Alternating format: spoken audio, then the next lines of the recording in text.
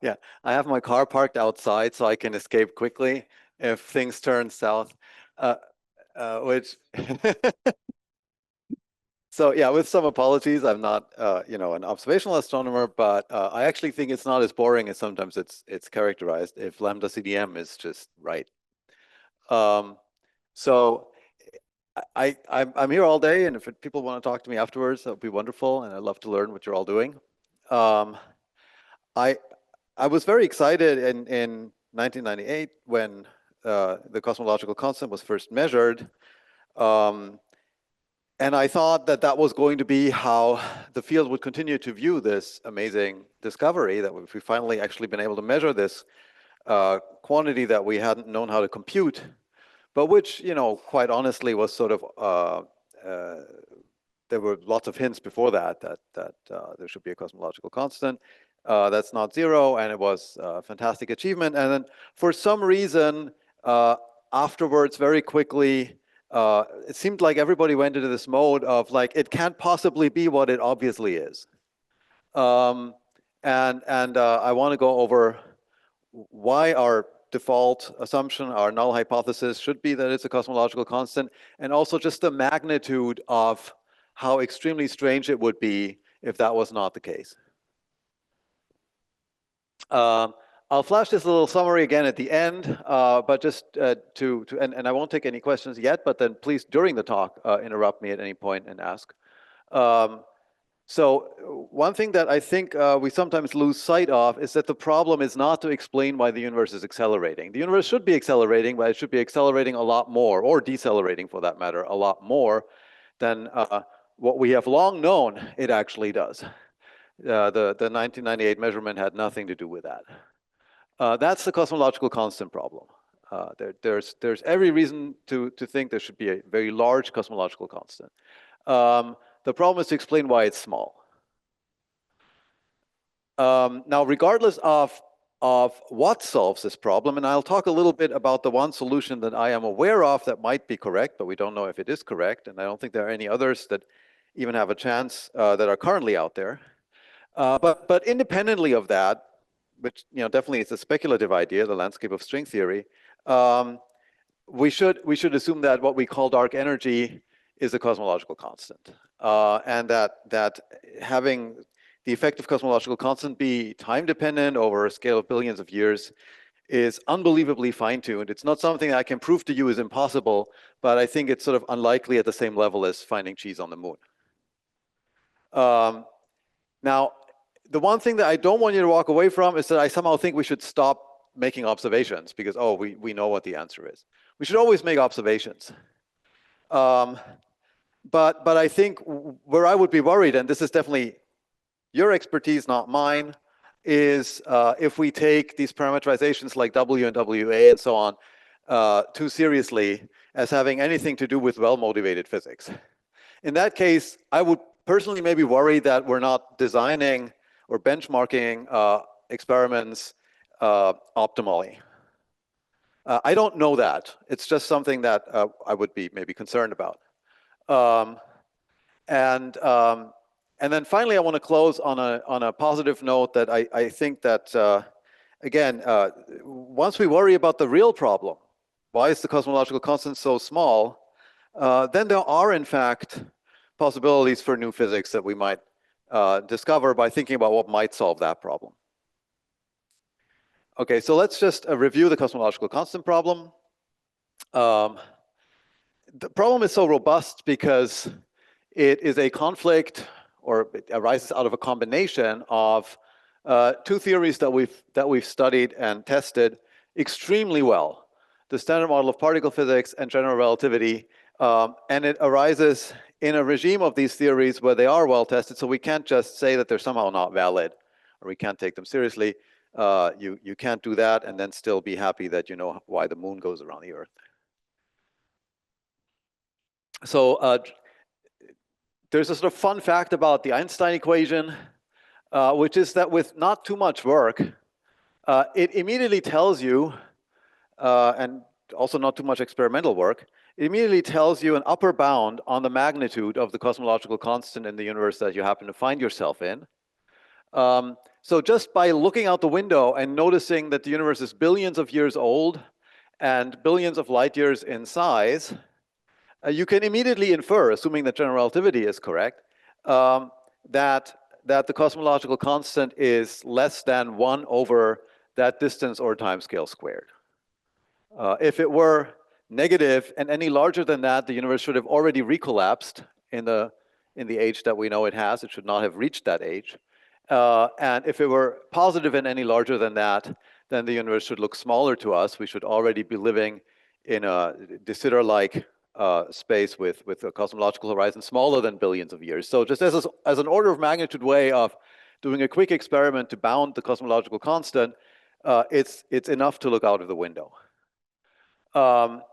And of course, this isn't really a bound on just Einstein's cosmological constant. It's a bound on the combination of whatever that parameter is in general relativity with whatever part of the stress tensor is proportional to the metric, because mathematically, of course, that those two things behave in the same way. And I'm going to absorb this lambda Einstein. I'm going to use lambda and rho vacuum exchangeably, and absorb them together into one quantity. Okay, so this is the upper bound, and my point is this is an upper bound that was very well known, for example, in the 1970s. You didn't have to do a fancy experiment to get this upper bound. Now that's the GR side of the story. Tells us that lambda is small. The standard model, on the other hand, makes many contributions to the vacuum energy density that are much larger than this known upper bound. Some of these contributions are UV divergent, so the exact magnitude of them would depend on whatever your cutoff is, or perhaps when some new physics comes in that causes these contributions to be canceled by some symmetry. But with a conservative cutoff of 1 TeV, which we've certainly probed the standard model very well to that energy scale, the contribution from vacuum fluctuations is something like 10 to the 57 times the known upper bound, so it's a very large discrepancy. And then there are other contributions which are manifestly finite. For example, the difference between the vacuum energy before and after symmetry breaking events in the early universe. And in the case of electroweak symmetry breaking, it's the cosmological constant was about 10 to the 54 over the times the current upper bound, larger before the symmetry was broken than after. And so it's quite interesting that we live in this broken phase, and that's where it's so small. But it was definitely huge in the early universe. This did not cause accelerated expansion, of course, because at the time the radiation density was even bigger by a factor of like a couple orders of magnitude. So the question, the cosmological constant problem, again, is not why is the universe accelerating? That is a bizarre question to ask. The question is, why is it accelerating so little? Or more precisely, why do all these contributions from the standard model cancel to a precision of at least 10 to the 57? That's probably a major understatement. I could have said we've tested it at 10 TeV, in which case that'd be another 4 orders of magnitude here, and unless there's supersymmetry just around the corner, then it's really something like 10 to the 120. Good. So that's a real problem that we need to solve. I'll discuss one approach to solving this problem. It might not be right, but if you don't think it's right, then work on this problem, come up with some other idea. That would be sort of how I would feel about it. In particular, the nature of the problem did not change dramatically in 1998 when we measured the actual value. We just went from having an upper bound on the cosmological constant, which already told us that it's way smaller than all the contributions from the standard model. And we don't know apparently how to calculate it. And it's great, when you don't know how to calculate something, you measure it. And so then we knew what it was. So it didn't change the question very much. But I want to emphasize again that the problem is not why is the cosmological constant non-zero. That question makes no sense at all. Nobody ever said it should be 0. There was never a theory out there that predicted that it was 0. And here there is some blame to go around among especially very prominent particle physicists who went and told everybody that it's somehow obviously 0 back in the 70s, 80s, and 90s, I think. And in particular, a good friend of mine goes by the name Nati, I think, was even telling Alex Filipenko that his experiment was obviously garbage because clearly the cosmological constant is zero. So I don't mean that.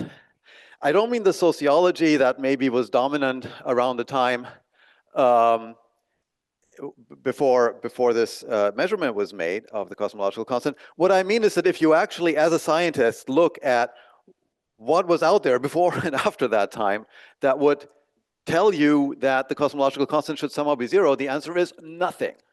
There wasn't a single theory that didn't violently conflict with observation that would have predicted that the cosmological constant is zero, and we still don't have one. I mean, there are theoretical frameworks in which it can sort of be naturally zero, like if you have completely unbroken supersymmetry. But, you know, that's not just a little bit wrong, that's completely wrong for our universe. And you have to solve this problem in our universe, not in some other universe. And so that was, yeah, this still lingers on, unfortunately. Yeah, yeah.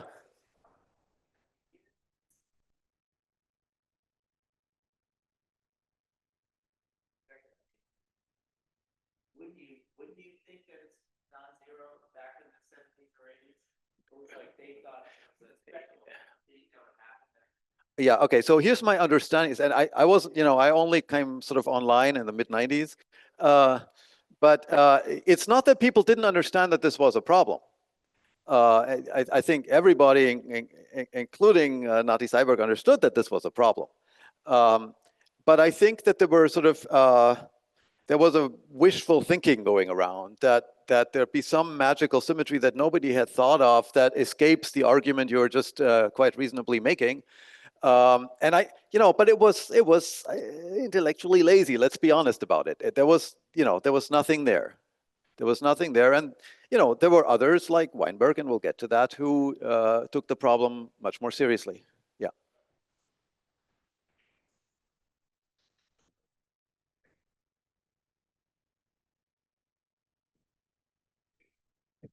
Okay, we're getting in too much into sociology here. Yeah, yeah. I'll come back to that issue.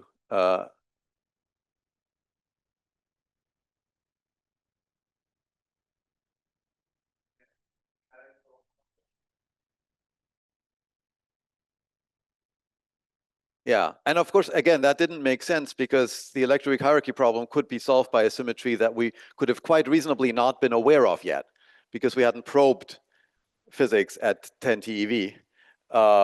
But for this problem to be solved by a symmetry, the symmetry would have been right in our faces, the same way that, I don't know, the translational symmetry of physical laws is totally obvious to us immediately, intuitively. It would be like right there, unbroken supersymmetry. Yeah, it's interesting. I mean, physics is done by humans. Um, so good. So now let's discuss a little bit why the problem is so hard and why this has already come up. It does appear that perhaps it is almost certainly going to be solved by some kind of anthropic argument. Um, so I think, to me, the key issue, right, is that you need the cosmological constant at late times to be small so that the universe could become as large and old as it is.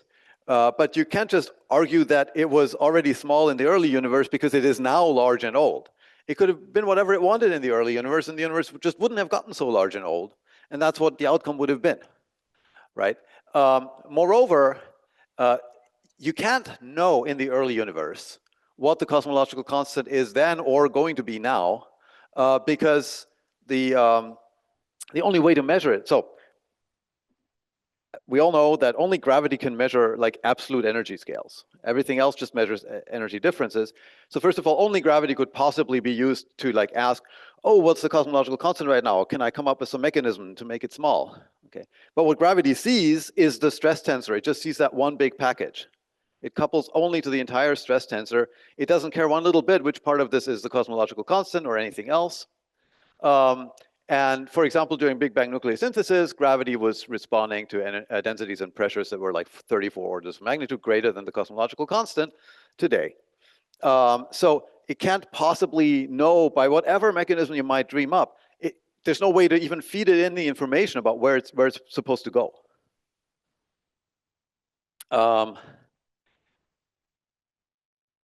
The other thing that I would like to stress, just because of the way that the cosmological constant is sometimes discussed as optional in the literature, like, oh, if it was a cosmological constant, then this or that.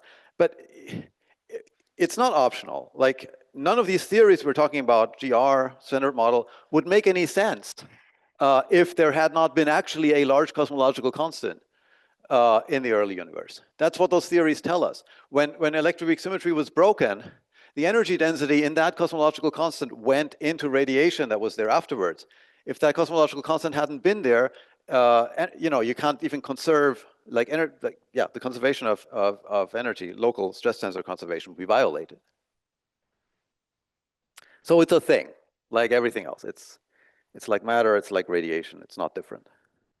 Okay, and that's what gets us to the big lie. And this happened fairly soon after the discovery of, or the measurement of, the cosmological constant.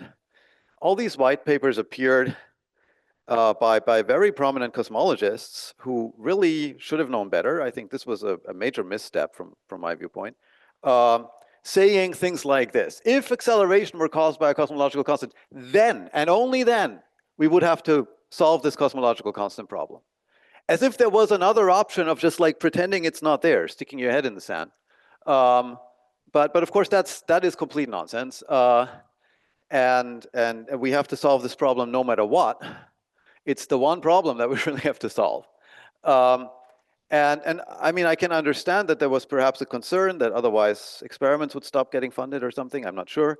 But it's just scientifically, it's not a reasonable thing to say.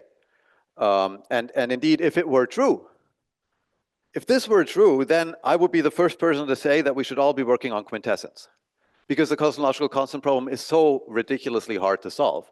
So if I could just somehow ignore it and say, well, this thing must be, that would be a motivation to consider something that's kind of pretending to be a cosmological constant, but isn't quite, right? And then we should be working on that. But that's just not, that premise is false. So why is quintessence worse? Why is it unreasonable to expect dynamical dark energy, some kind of change in the effective cosmological constant over billions of years? Well, first of all, these models don't even attempt to solve the cosmological constant problem. They start with that fine-tuning. And I mean, I'm not arguing that I necessarily have anything better. I kind of do, but let's just pretend I don't. That's not the point here. It's just that they don't even talk about this problem. That fine-tuning is already in there to start with. And then there are additional fine-tunings. And this we should reject, even if they weren't all that large. Because there is no problem that these models even try to solve. They're just there to introduce complications that we can then try to discern with observation. But that's a very strange exercise to do. In fact, the additional fine-tunings are not small, they're enormous. Like, you have to get, what do? You come up with some kind of effective scalar field that rolls down an extremely shallow potential. Why does it have to be extremely flat or shallow? It has to be so flat because you want this thing to keep on moving over billions of years. You have to build that into the potential. That's much harder than, for example, having a scalar field just find the minimum of its effective potential and sitting there. You don't need much fine-tuning. I mean, what we have to fine-tune is the level of that minimum. We're doing that anyway. That's solving the cosmological constant problem by fine-tuning. But then what they have to do is like flatten this potential out, which introduces significant additional naturalness problems. Radiative corrections to destroy such a flat potential immediately. So you have to explain where you get that from. So the fine-tunings are, again, in the dozens of orders of magnitude. Really, I should at least square this. So they're very significant. Now, having done that, what you've just introduced is a long-range force. I mean, this is an almost massless scalar field, so it should give rise to a long-range force. Why haven't we seen this long-range force? Well, the only way that we wouldn't have seen a long-range force, which are otherwise easy to measure, is if this field, for some reason, doesn't couple to the standard model. So you have to suppress the couplings to the standard model that's on top of the first fine-tunings, that's more fine-tuning. And then the other thing that I think is actually worth pointing out is, in 1998, all we knew is that what we now call W is less than minus 1/3. We knew the universe is accelerating, but there was, in some sense, a huge phase space of like what it could have been. And if these kinds of ideas were right, there's no reason whatsoever that we shouldn't have by now discovered it. W is minus 0.6 or something, or minus 0.7. There's no reason why today, we have W constrained to like percent level and still haven't seen the time dependence of this scalar field. Why is it trying so hard to hide its dynamical nature? There's no physics reason for this. Nothing gets explained better by having a particularly, it's like saying that, you have a unicorn and it is pretending to be a duck and it's dressed in a duck suit. And we're all sitting here like asking, well, what kind of unicorn might this duck be? So there's a lot of tuning to solve a non-existent problem. And I think what makes the best way to sort of see that this is unscientific is that, with theories, even if they require fine-tuning, usually they require fine-tuning to solve some kind of problem. Cosmological inflation is an example, right? You need a little bit of tuning to make the inflaton field roll slowly, but hey, in exchange, you solve like an exponentially large fine-tuning problem in terms of why the universe is so flat and so on, right? So there's a small price to pay. And because there's a small price to pay, there's sort of a minimum, like if you were, if you were around during the inflationary era and trying to see if the field is actually time dependent, you're very small and you're like in this very early universe, and there'd be a minimum time dependence that this thing would need to have to solve a problem. And so you could aim for that. You could say, okay, I need to get to, I don't know, W equals minus 0.95. And if I haven't seen it by then, I'm done. This theory will no longer do its job, and so I'm not interested in it anymore. Any further fine-tuning than that, it's actually stopping to do anything useful. It's too close to the boring theory that wasn't solving my problem. But with dynamical dark energy, because there's no problem it's designed to solve, no really robust problem, it will never be over. It will never be over. We will never be done, right? Apparently, we're happy to keep going as close to -1 as whatever our current experimental upper bounds are. Now, you could say, no. It does solve problems. Look, we have this anomaly, we have that anomaly. Every few years, there's some anomaly. But that's not what I mean by solving a problem. First of all, and I'm going to say this as politely as I possibly can, but in cosmology, observations are hard. And understanding your systematics is extremely hard. Even if you think you understand it, for some reason, usually you don't. I mean, I was around in, again, in mid-90s when people were still arguing about 100 versus 50 for the Hubble constant. And they all had very small error bars around those values. And, and of course, they were both wrong. But that's not, that's in the nature of the business. It seems like in cosmology, you need to give things time and let things get sorted out and not, go ambulance chasing after every little anomaly. And I think, again, in cosmology, even 4 sigma counts as a little anomaly. The things that I think we've done well with are the real problems. So what are real problems? I think they're dramatic and robust. They don't depend on just the latest measurement where there's like some tension at 3 or 4 sigma. They tend to be problems where we have a sort of multi-dozens of orders of magnitude of discrepancy between theory and experiment. So here are some, I mean, like the flatness problem, right? If you just have a Big Bang without any inflation or some alternative mechanism, I don't know what that would be, to make the universe spatially flat, well, there's a gigantic amount of fine-tuning that you need to explain. Okay, that's a real problem, and then you need to come up with a theory to solve it. And the other thing I would point out is that usually there's more than one reason why we think something's true. The discovery of the measurement of the cosmological constant from supernovae, I think, was believed right away by a lot of people, not just because those were great experiments, but also because there was sort of missing energy density in the universe. Anyway, it looked like the universe was spatially flat, but we couldn't account for the corresponding critical energy density, and this just filled it in. So, there's usually totally independent arrows pointing in the same direction. And similarly, dark matter, right? We see dark matter on all these different scales. That both gives us confidence that it's a real thing and also helps us discern it from alternatives like modified gravity. So I don't think that we get to say, oh, there's Daisy, and I don't know, when I combine this with some other thing, and I use the right supernova catalog, then I can get myself tied up in a 4 sigma tangent. No.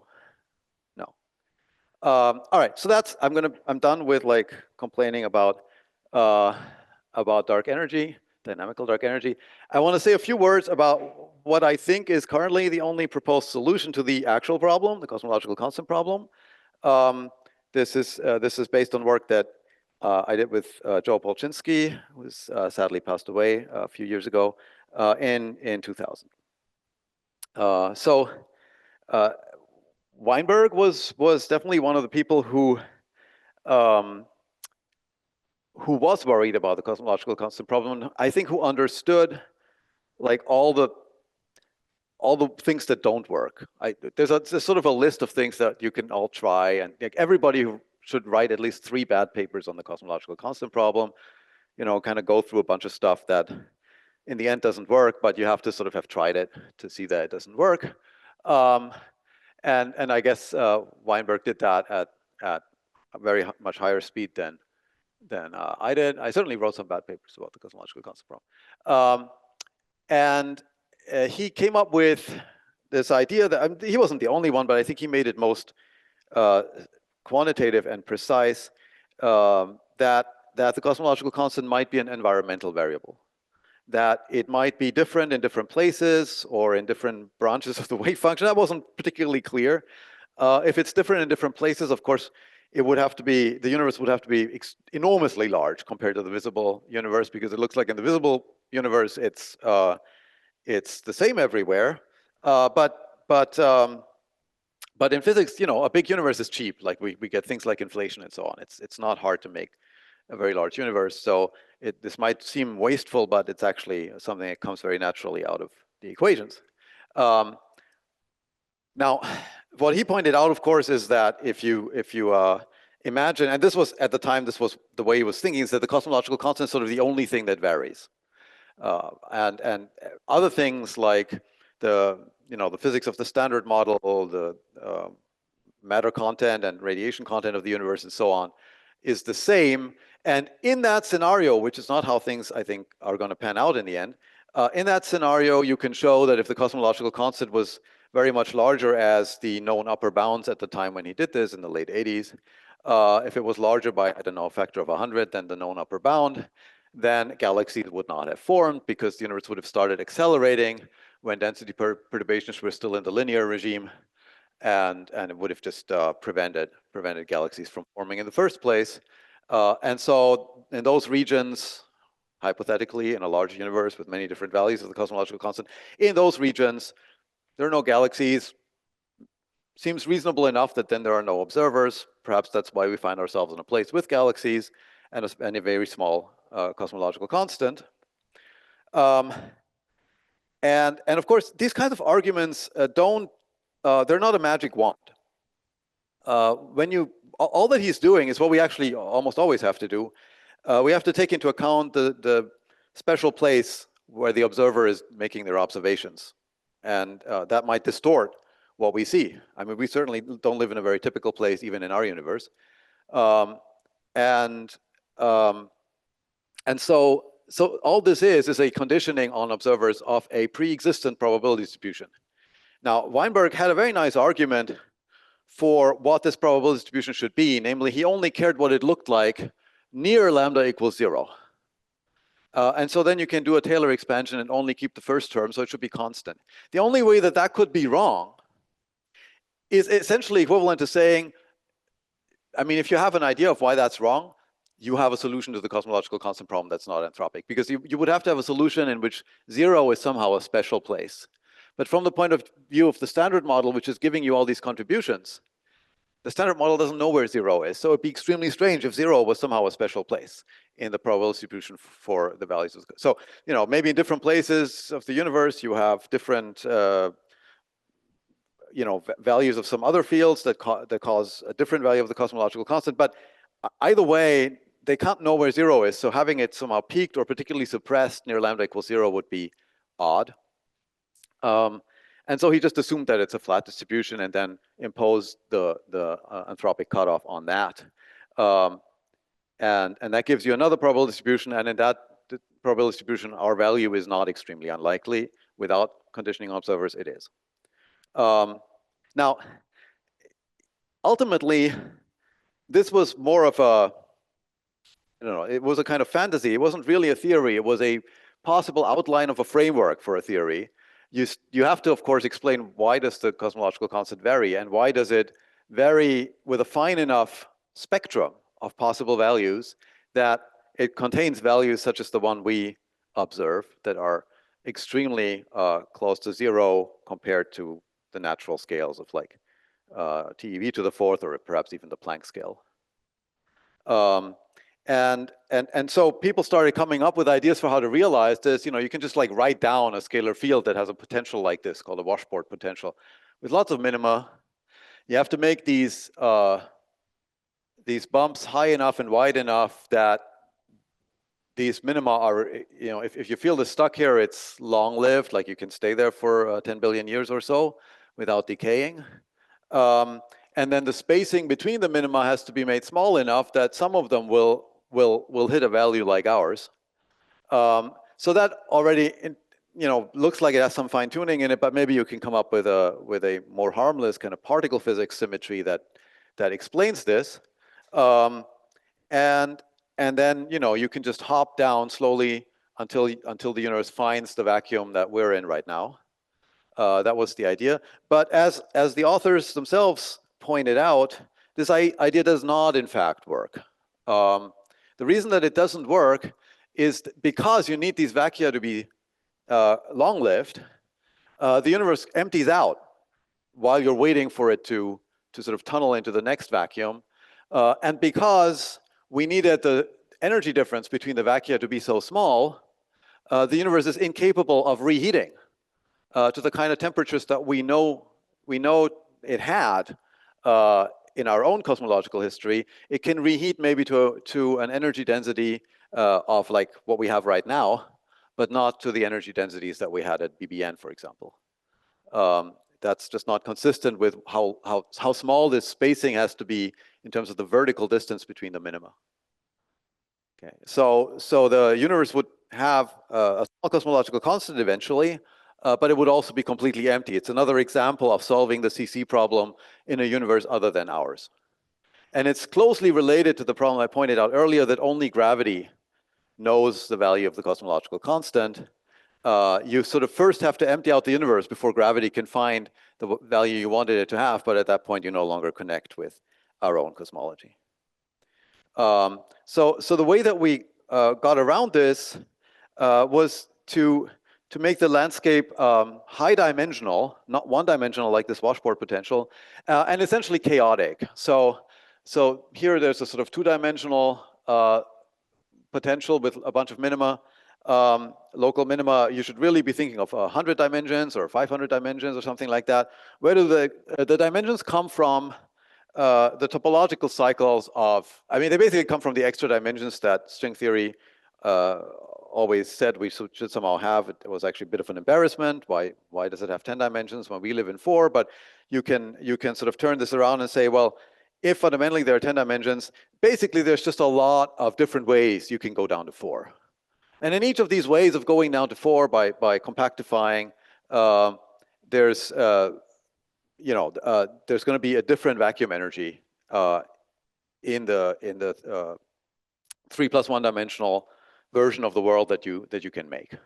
I don't want to spend too much time on the details here of how this works, but that's essentially the many dimensions correspond to the topological cycles of these Calabi-Yau manifolds. They happen to have hundreds of them.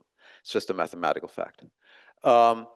So because the landscape is multidimensional, it is perfectly possible for our parent vacuum, wherever we are in the landscape, it should just be some random stupid vacuum with probably an extremely large cosmological constant. So when you decay to ours, you can in fact reheat the universe and have standard cosmological history. This would not work in a one-dimensional setup because you'd get stuck. Like if the vacuum energy of each of the next vacuum and next vacuum were just completely random number between -1 and 1 in Planck units or something, you'd just get stuck at the first vacuum that has negative cosmological constant, because that would crunch very quickly and you wouldn't have any further decays into other vacua. But in a large multidimensional landscape, you can sort of go around these things and find all the vacua that happen the rare vacua that happen to have small cosmological constant and produce them. So I haven't said this yet. So there's also sort of a standard, this is nothing with string theory, there's sort of a standard cosmological dynamics. If you have a scalar field that is metastable and tunnels to a new vacuum, what really happens is that, and this is just a field theory process, right? It's very well understood since the 70s by Coleman and others. A bubble forms of the new vacuum. The bubble is just big enough to conserve energy. So inside the vacuum energy density is lower, but you have to pay a price for the domain wall that sort of marks the boundary of the bubble. And so that cancels out. And then the bubble expands very quickly, approaching the speed of light very quickly, and eats up the old vacuum because that's favorable energetically. And inside the new bubble, there turns out to be an open universe. Why is it open? It's open because the bubble only breaks, enough of the background is basically de Sitter space. It has like SO41 symmetry, and it breaks this down to SO31, meaning that the point where the bubble forms, so it's very small, we can think of it as a point, is a special point now. And then all events in the universe inside the bubble that have the same temporal distance from this point will have the same energy density just by symmetry. And even in Minkowski space, I mean, locally this should look like Minkowski space. You know that points that have the same temporal distance from a given event, they form a kind of hyperboloid. They form an open spatial geometry. And so I'll come back to that later on. That's important. Of course, this is going to be very highly curved, so you still need slow roll inflation or something to happen. You basically need the standard cosmological history that we usually think of as having happened to happen after this event. This is sort of the event that replaces the Big Bang. Yeah.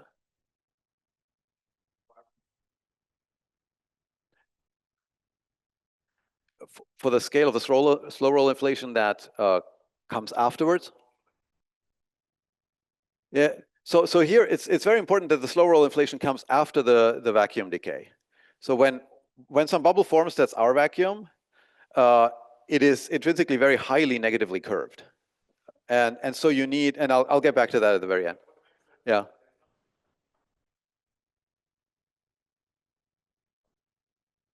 After, yeah, it could be as low as you want. Yeah.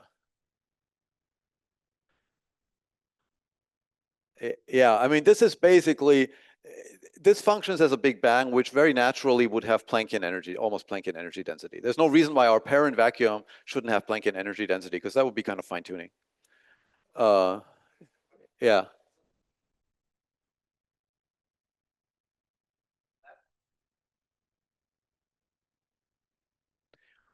Well, of course, you don't know what the cosmological constant is until, again, you reach an era like now when the universe has emptied out and diluted its matter enough.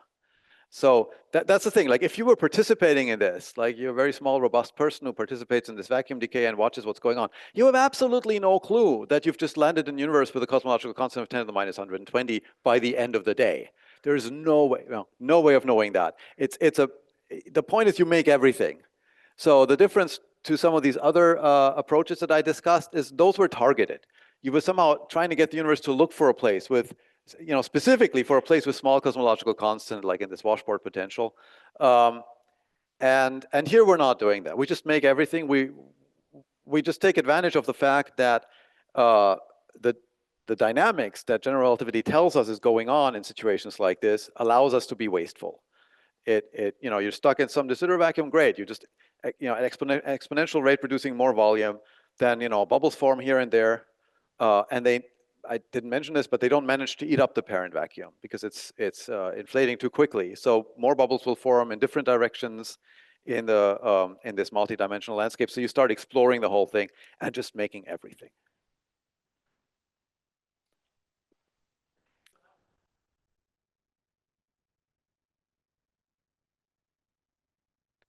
Well, from my point of view, I mean, that's an interesting regime, but it requires far more tuning than this. To get slower alternative inflation, it's a little bit related to why dynamical dark energy is fine-tuned. You have to have a sufficiently flat potential that quantum fluctuations can dominate over the classical motion of the field. And that probably happens in some places, but it's not, it requires more tuning than this situation where you just have a landscape and you have these minima, and they don't, the eternal inflation is driven by the cosmological constant in these very large cosmological constant de Sitter vacua, where you could just sit in them, and yeah. But I would assume that in a rich, large landscape, there are going to be some corners where slow roll eternal inflation contributes to the overall growth of the universe, and I don't think it'll matter very much. It'll just make more regions of various kinds. So again, well, yeah, let me get back to that at the end. I mean, but the important thing to keep in mind is that this part of the cosmological history it kind of replaces our Big Bang. It comes before everything. I mean, the difficulty here after Weinberg's original idea was somehow to find a model in which you can connect it to standard cosmological history. So, because that's pretty well constrained, at least back to BBN. And so our goal was not to modify that at all. The reason that we thought this was interesting and successful is precisely because it didn't require us to. It allowed our universe to come from the decay of some parent vacuum with enormous energy density, and then just to have what we used to call a hot Big Bang. Good. And I should give some credit to other people. There were some folks both in cosmology and in the sort of particle physics community that anticipated various aspects of this idea, starting with Sakharov and a few string theorists. The string theorists, I don't think were thinking really about the cosmological constant problem, but they did notice that there might be a very large number of ways of going down to 3+1 dimensions from the many more dimensions that string theory seems to want us to have. And then also afterwards, there were a few influential papers. The first of which was basically Lenny Susskind renaming our theory I mean, we called this thing okay, I'm going to blame Joe for this. He called this theory the discretium, and that didn't last long. So then Lenny called it the anthropic landscape of string theory. Well, okay, so this goes back to the sociology. I did not fully appreciate how traumatic this paper was for Joe. Like, I noticed that I had to drag him kicking and screaming to writing and finishing it. But I had not been sort of brought up in, like, I was in Cambridge talking to people like my advisor was Stephen Hawking. He thought it was perfectly natural that maybe there was an anthropic solution to the CC problem. But Joe was brought up as a string theorist, and he was brought up to believe that we're going to explain everything in terms of factors of 2 and pi and mathematics, like the electron mass, everything. Right? Everything would come out completely uniquely out of this theory. And to him, this was very troubling, because he, of course, he immediately understood that this would mean that not just the cosmological constant is an arbitrary parameter, and we just find ourselves where we can live in this large landscape. In this large landscape, everything, like the electron, the kind of forces we see, it's all pretty random. And there are some fundamental laws of physics, of course. It doesn't mean that everything goes, but the particle physics that we thought of as being so amazingly fundamental is basically just one way you can have particles and masses and fields and so on. Nothing special about it. And Lenny, put the anthropic in the title, so just to make it hurt. And then there were some attempts, what we basically did was some kind of schematic saying, well, we have all these different topological cycles, there's some combinatorics, it leads to at least 10 to the hundreds of vacua, even with a single Calabi-Yau manifold, just by various fluxes and branes that you can wrap around these cycles. And there were people who tried to both make this counting more precise. So Denif and Douglas argued for 10 to the 500 vacua specifically. I don't know if that's a more reliable number than our hundreds in the exponent. And then KKLT attempted to really give a fairly explicit construction in string theory of some vacua that would be metastable with positive cosmological constant. That is extremely hard. It's almost by definition the case that you don't have any adjustable parameters that you can use to gain control in those kinds of regimes. In string theory, what people know how to do well is work either with unbroken supersymmetry or in somehow in the part of the moduli space that's asymptotic and close to that, because then you have some parameter that you can use in an expansion that gives you control. As soon as you want to have a positive cosmological constant, that's just a mess. And so you have to kind of argue that there are some regimes where you have parameters that are at least somewhat small compared to one. It's still debated whether these constructions are in fact valid and under control. And I would say that while they're interesting, they should not be taken, as they sometimes are actually, to be synonymous with the idea of the landscape. From my viewpoint, there is no reason a priori why such constructions with current technology should be possible for us to carry out. And I wouldn't view the landscape solution to the CC problem as hinging on them. I would say it's a little bit analogous to like our inability to understand the plutonium nucleus from the standard model, let alone more complicated objects like a zebra. So what we do instead is we try to probe the theory where it's simple, right? We build a particle accelerator and smash things together, and that's how we know that there are quarks. I feel that in this picture, our vacuum is really a messy thing like a zebra, or at least like a plutonium nucleus. And it's not likely, I think, that we will ever understand it any better from just directly out of a fundamental theory as we understand the zebra from the standard model. Of course, what's harder is to probe the theory directly. It's not completely impossible, but it's technologically hopelessly out of reach. Like you'd have to look at the small extra dimensions. They're very, very small. Build a galaxy-sized collider or something. But nature doesn't care about our technological abilities. That's too bad. And I want to say one more thing about that, and then come to a somewhat more robust prediction that does seem to come out of this picture. So how am I doing with time? Oh, good.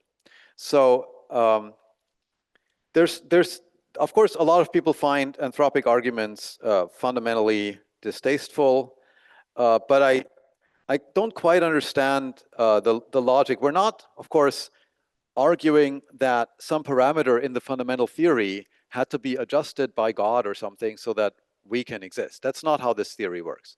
This theory just makes a large varied universe in which we find ourselves in some special places because most places don't have any complex physics. And by the way, this idea of like needing galaxies to have observers, you can make much more robust arguments than that. We know, for example, that a generic vacuum, which will have like Planck scale cosmological constant in the landscape, simply at the level of quantum information will not contain more than a few qubits. Okay, so whatever you think observers are made out of, they're not there. Now, of course, that doesn't explain the specific scale at which we find ourselves, and that's an interesting question. Where does the 10 to the minus 123 or whatever in Planck units come from? Maybe it comes from the finiteness of the landscape. Most observers find themselves in the most complex places. I don't know the answer to that, but it's a scientific question. We can hope to answer it one day. But I think there's also a sort of history where that should have taught us to be humble about the question of like what are fundamental simple parameters and what are like complicated environmental things. And a good example is Kepler, who was on a roll with like 3 great laws of how planets move, and they were pretty fundamental for the time. And you know, if I was lucky enough to discover these laws, I'd think, okay, let's do another one. And that's what he did, and he came up with a law for why the planets have the specific spacing from the sun that they have. And you know, all the other stuff was like beautiful, fancy mathematics, ellipses, areas, and stuff. So so he went with Platonic solids. That's like really the string theory of the time, right? And and like how they fit in inside each other, and that seemed to somehow align with how at the time the number of known planets were equal to the number of Platonic solids, and it all worked. It was great, and I'm sure he had no reason to think that his fourth law was any less wonderful than the first three, and any less correct. Today we know this is complete nonsense. It's just not true. But that doesn't mean it was stupid for him to try this. It's insanely hard to know ahead of time what's going to be like a simple consequence of a fundamental theory and what's like an incredibly indirect mess.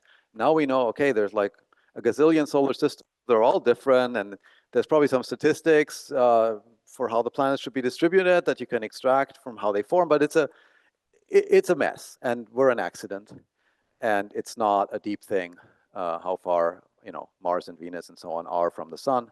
There's nothing deep about it. And so I think here similarly, we don't get to declare that this or that can't be true. Nature gets to declare this. We don't get to say, oh, I don't know, I feel bad about the fact that maybe we will never predict the electron mass from 2s and pi's, because we already know that there's a lot of things we don't know how to predict from 2s and pi's, like where Mars and Venus are. So we don't get to decide this. And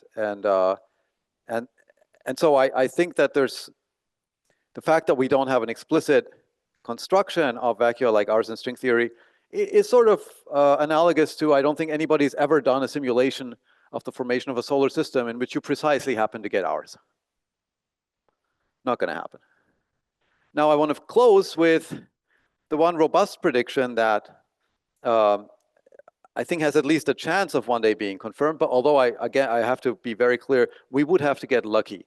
The prediction is not that we will definitely see this, it's just that something that is not otherwise, at least a natural consequence of the theory here, can arise fairly easily. And that goes back to this SO3-1 symmetry of the bubble nucleation event that created our universe. As I said, that leads to a spatially open universe. In other words, the slices of constant energy density inside the bubble are going to be hyperbolic, have hyperbolic geometry. You then need some mechanism to flatten this out so that structure can once again form. I would presume that was slow roll inflation. I don't know of any other good mechanisms, but that in itself requires a little more tuning, but our vacuum is already fine-tuned to have a small cosmological constant. It might have to be a little bit more tuned to also have a plateau where an inflaton field can sit for a while and slowly roll down after it comes out on the other side of some tunneling barrier. And making that plateau longer and longer costs you more fine-tuning. So statistically, it seems like it's not going to be particularly likely that this plateau was much longer than what was needed to flatten the universe out enough to get structure to form. And so that's why, you know, this is a qualitative argument. We don't know exactly what the probability distribution is over the number of e-folds, but we expect it to be suppressed as you go to more e-folds. We expect there to be an anthropic cut that requires there to be a minimum number of e-folds, and then so the two things together means it shouldn't be much more than that minimum number. Okay, and so that means that, okay, it's too bad we didn't already discover open spatial curvature. It doesn't seem like we're particularly close to that minimum number, but it means that it's not totally crazy to think that we might still discover it. I mean, we assumed if you assume priors that don't sound completely crazy, you get like a probability of, I don't know, 10 or 20% that this could still happen, given the you know, I mean, we can only go down to like 10 to the minus 4 or 5 until it's like part of the noise. So given that we've already constrained omega k to like 1% or something, there's two orders of magnitude we can still hope to explore, and it's not crazy to think that we might see some open curvature. That would be a smoking gun that our universe was formed by the decay of a false vacuum as a bubble of a lower vacuum. That doesn't immediately tell you everything else about the scenario that I described here, but it would be a fairly major hint that maybe we're on the right track. Now, if we don't ever discover open spatial curvature, there might still be other signals which, if they become statistically significant, could show us that on the very largest scales, the universe was in some sense still close, that there was a decay of a false vacuum that wasn't that long in the past. So if you think about the beginning of inflation, that makes the largest scales that we see today, and that would, hopefully not be too far away from the decay event in terms of the scalar field that drives inflation. And what Daniel Harlow and Leonardo Senatore and I found about 10 years ago or a little more is that if that's the case, then you would expect the power on large scales to be somewhat suppressed. And of course, this is it's precisely the kind of signal where it's hard to get good statistics. But when I was at Polica with Marco in the summer, he reminded me of this paper during his own talk, and seemed to think that perhaps there might even be a chance that things are moving in that direction. So again, we would have to get lucky. But if we see signals like that, they would be motivated by a theory that, at least unlike dark energy, tries to solve an existent problem.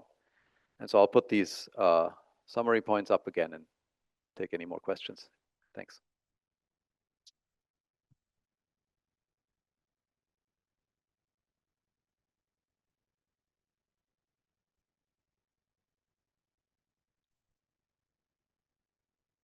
Years ago, people were very excited about, this modified gravity theories.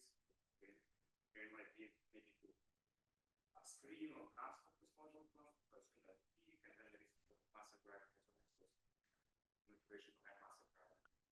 And then did for some good models answer. But it was still on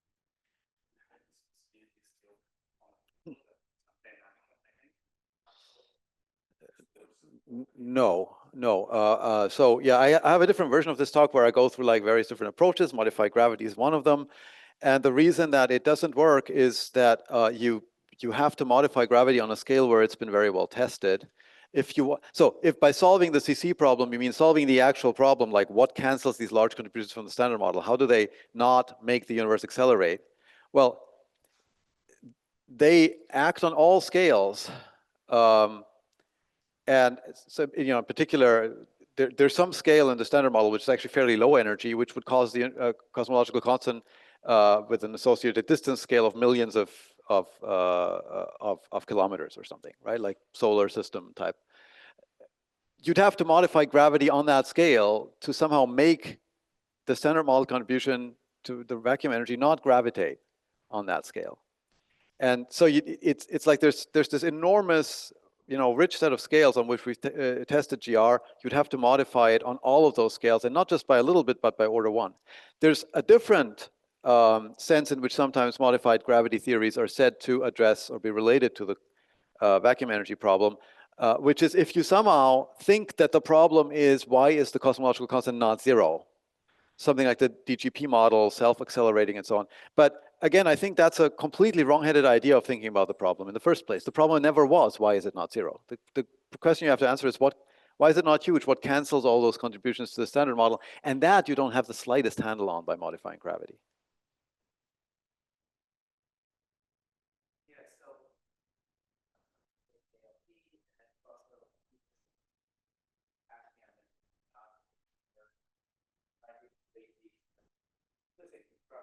Yeah. my understanding is that the major criticisms are like based on some consider no-go theorem or something, and I never quite fully. So there were some de Sitter no-go theorems that preceded KKLT. And you know what no-go theorems are? Theorems that tell you how not to do something. And that's very useful. So, you know, it basically tells you with this following set of ingredients, you cannot get a de Sitter vacuum. And so KKLT said, thanks very much. Okay, so what can we add in? And they claim to get one. I should have mentioned Eva's work, and thanks for pointing it out, because I think a very important thing that she noted, which I think aligns with what I said, is that once you're thinking of, you know, once our vacuum is as messy as it is, and you're no longer thinking in the old way that string theorists used to think, like, oh, we're going to find some unique vacuum, and in the end, maybe everything is going to be supersymmetric, and I don't know how that connects, but once you sort of realize that our vacuum is messy, there's no particular reason why you should be able to construct it out of ingredients that you control at the edge of moduli space where things are very symmetric, right? So in particular, and that was an important point she noted, there's not even any reason to work in critical string theory. You could even work in, you know, string theory that has more or less than 10 dimensions, because you know, you don't need to get you know, Minkowski space somehow asymptotically as a solution. So so I think, you know, that goes in the direction of saying, look, there's a ton of ways you could possibly make vacua like ours, and it's unlikely that, you know, we will have enough control to ever compute any of them explicitly. I don't mean to say that it's not an interesting exercise to try to you know, come up with a somewhat controlled construction of some de Sitter vacuum. I just don't see any reason a priori why that has to succeed. It'd be cool if it was possible, and I certainly don't think that this model hinges on it succeeding. And if it does succeed, I don't think it's particularly, there's any reason to think that that vacuum will have anything to do with ours.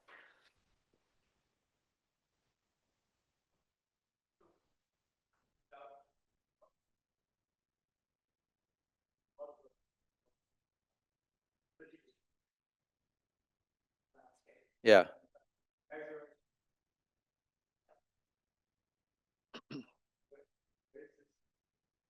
That's a great question.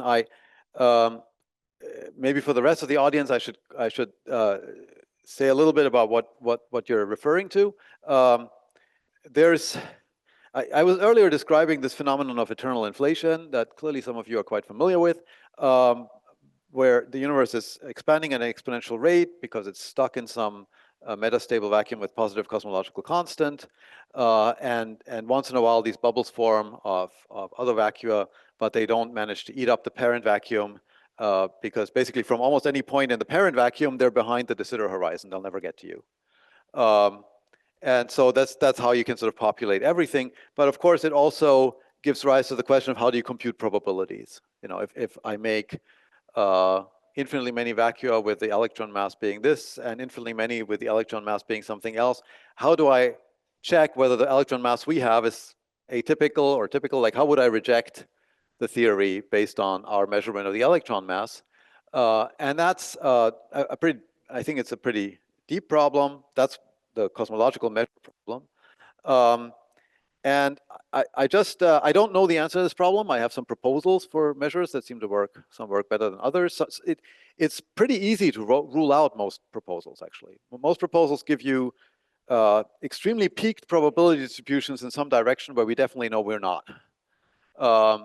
And so these are things like the so-called Boltzmann brane problem, the Youngness paradox. It's not a paradox. It's just a way to rule out your proposed measure. So we have some ideas about how to do that. What I would like to emphasize, though, is that it's sometimes said that you know, this theory is somehow bad and can't be right because it gives rise to the measure problem. This has even been said about standard slow roll inflation. I mean, Paul Steinhardt says this on a regular basis. It's a bad theory because once you have slow roll inflation, everybody admits that you can pretty easily get eternal inflation, and then you have the measure problem, and therefore it's wrong. But that's like saying there are no black holes because we don't understand the information paradox.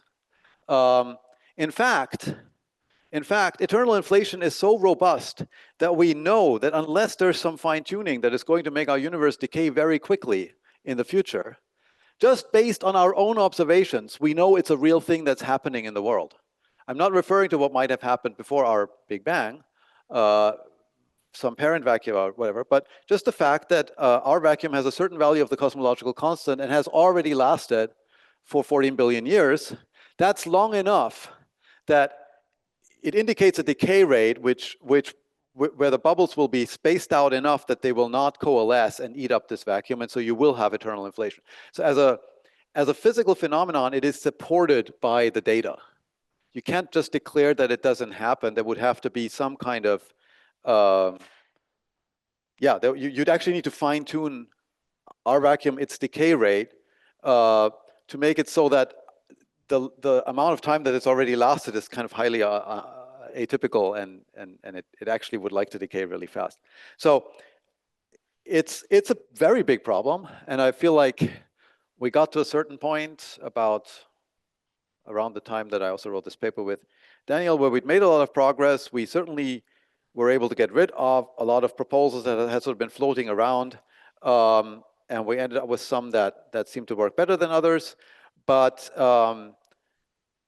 I felt that there wasn't more progress to be made on that front without fundamentally new techniques and ideas. And I look forward to returning to the problem at a point where I think we can make some more progress on it.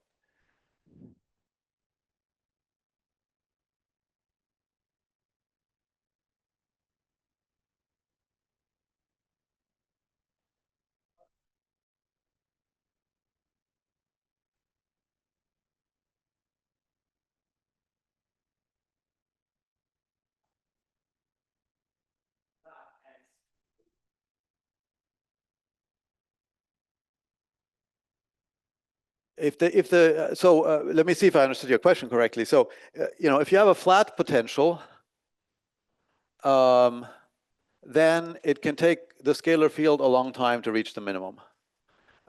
This requires fine tuning. If you have a steep potential, then the time scale for reaching the minimum is fast, and this does not require fine tuning. If you want dynamical dark energy, it needs to be this one, because you want the time scale to reach the minimum to be 10 gigayears or so. And so that's where the mass scale of 10 to the minus 33 electron volts came from. That you need so that you don't immediately go here and just have a cosmological constant. So this is the thing that's natural, this is unnatural. This is also what we observe, and this so far is not. Does that answer your question?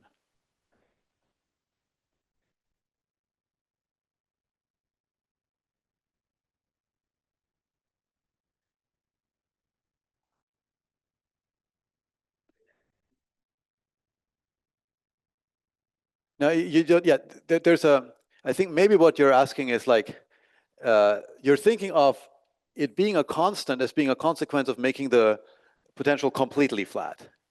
But that's the hardest possible way to make it be a constant. This is the easy way to make it a constant.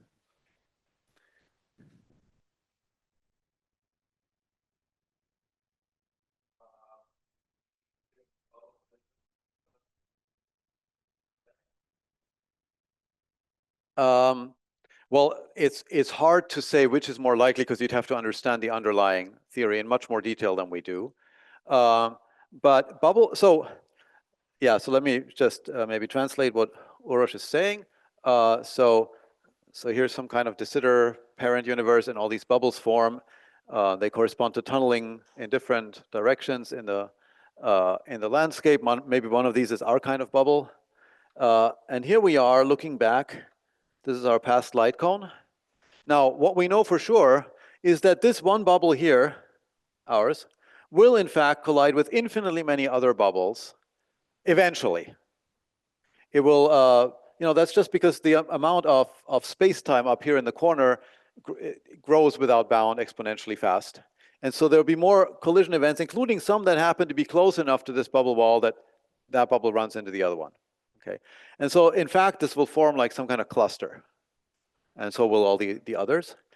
However, in order for these collision events to happen inside our past light cone, the rate at which they happen has to be large enough, right? And that's another thing where we'd have to get lucky. And um, I don't see any particular reason, unlike with, I was also saying to see, open spatial curvature, we'd have to get lucky. But it was, I would say that was based more on like, okay, I actually have an argument for why it's not crazy. I have an argument that having a lot of inflation beyond what's needed to make the universe flat is probably statistically unlikely. It requires more fine tuning for no purpose. So I had some kind of story I could tell you for why I don't think it's crazy to look for this. For these bubble collisions to happen so soon, I can't think of an analogous anthropic argument. It would have to be an accident that our parent vacuum had,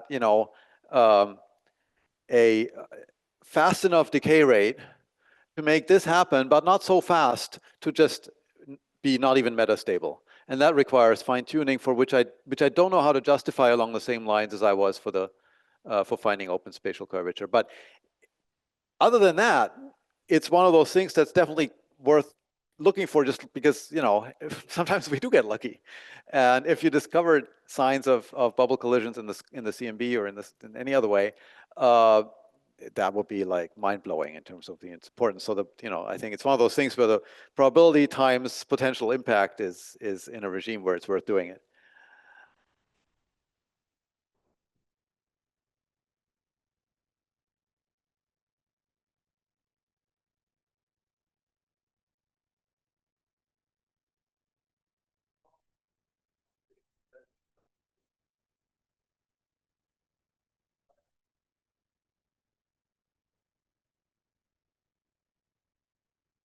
Um, that is a possibility. And these are great questions. And to answer them well, I would have to know more about the underlying theory. So one of the nice things about, I think, what Joe and I proposed is that it's, while it's much more concrete than Weinberg's idea, it's still a fairly broad framework. I don't really need string theory to be true for this. And even if string theory is true, we currently don't have the technology to understand what happens in sort of typical compactifications. And what seems to happen in whatever theory is the correct one is that fields tend to get mass. And in the language that you use, the moduli are somehow fixed and stop being massless scalar fields because we don't see them. That's actually fairly natural. Once we don't have any symmetry left to protect them, they should get a mass just by radiative corrections. That's where my comment came from, that longer inflation is probably more suppressed. I would expect that the sort of most likely thing, if I just pick a vacuum out of a bag, is that there's no inflation at all. I mean, no slow roll inflation that can function as a way of making the universe spatially flat, just because that already should require some tuning. It should require that there's some field in the early universe that has an unusually low mass compared to expected radiative corrections. And so based on that, then, I would expect it to be more likely that during inflation there was effectively only one scalar field participating. But I can only say that based on this general intuition that having lower masses than what is expected from radiative correction should be statistically unlikely. And so so unless there's a specific anthropic reason for it, and I'm not aware of one in that particular case, I would expect the answer is no.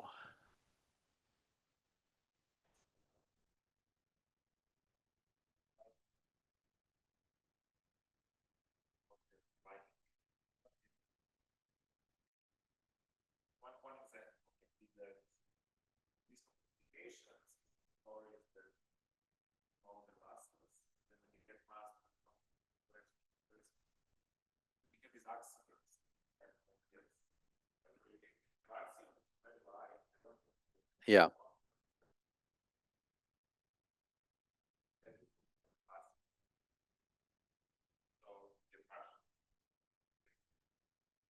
is there anything one can say about it? Are you aware about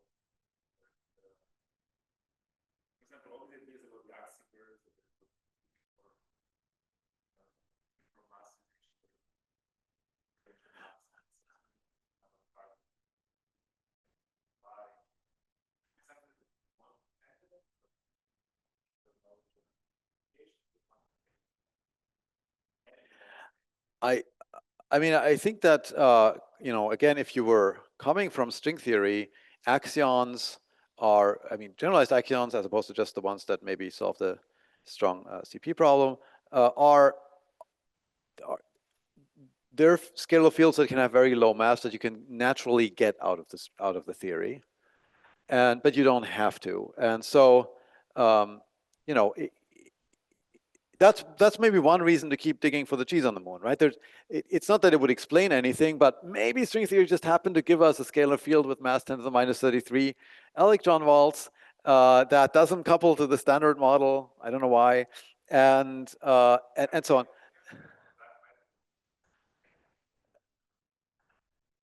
Yeah, of course, it also shouldn't couple to the dark matter very much, but it, yeah, no. So you don't know what you're going to find, and you're going to learn something about other things. I don't know. You're going to learn about neutrino masses and so on. So by all means, keep doing the experiments.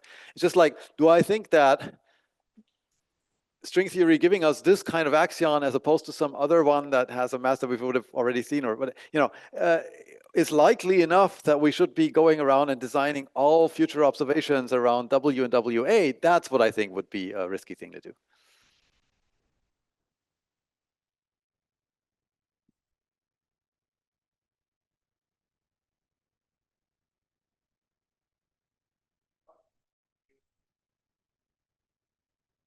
But yeah, if